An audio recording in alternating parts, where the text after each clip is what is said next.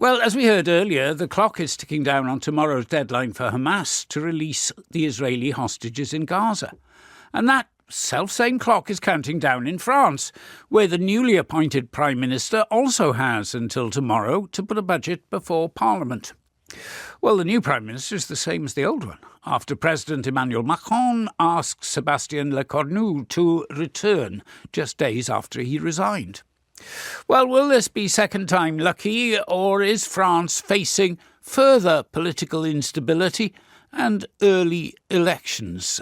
Let's head to Paris to speak to political journalist Nabila Ramdani, author of Fixing France, How to Repair a Broken Republic. Good morning. Good morning, Vaughan. I have to say, this republic is beginning to look an awful lot like the Third Republic, isn't it, with this ever-changing prime ministers, ever-changing cabinets? Yes, absolutely. And one could also compare the situation to the UK to a certain extent, where there have been a lot of new prime ministers in the UK over the past few years. But I have to say nothing compared to France. And in fact, Emmanuel Macron changes them all the time, to the extent that he's rapidly running out of people to appoint. And as you quite rightly reminded the audience, now we have the absurd situation where Sébastien Lecornu, who was Macron's seventh prime minister in just over 8 years, who resigned last Sunday night and was reappointed on Friday night so as to become Macron's eighth prime minister. Now, they say a week is a long time in politics, but Lecornu will now have to learn how to shake hands with himself during the handover of power. But this situation, dare I say, points to appalling instability in France, especially when you consider how important a prime minister is meant to be in France. Remember that the president never goes anywhere near parliament. He has no voice of his own in the National Assembly. And accordingly, he's meant to appoint a loyal operator who can get legislation through parliament and indeed convince the electorate that the government is going in the right direction.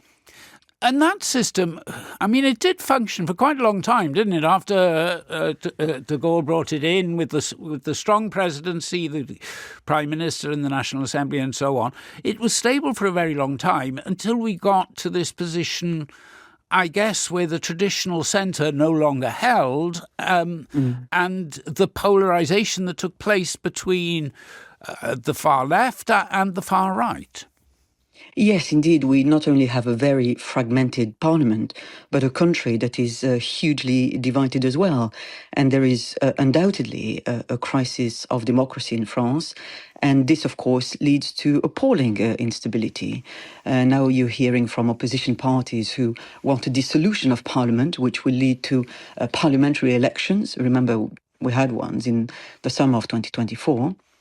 But this is not going to solve anything, again, because the country is so polarised. If you ask the question again, you'll just get the same answer, won't you, from the electorate?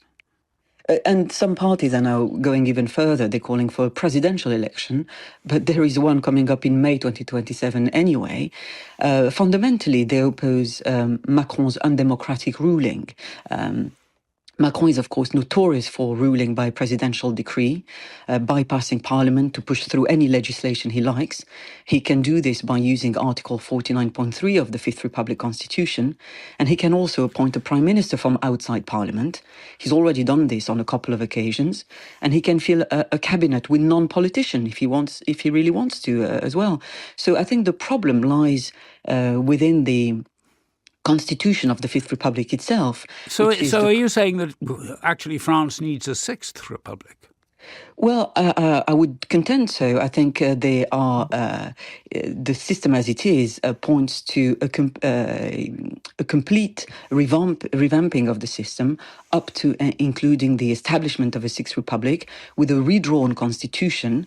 It could certainly be altered to include a more powerful parliament, while reducing the absurd amount of power that the president has. Otherwise, the alternative is more failed government, increasing extremism, and a country where the will of one man, and France has never had a woman president, will prevail as it sinks further into failure. Nabila Ramdani, thank you very much indeed.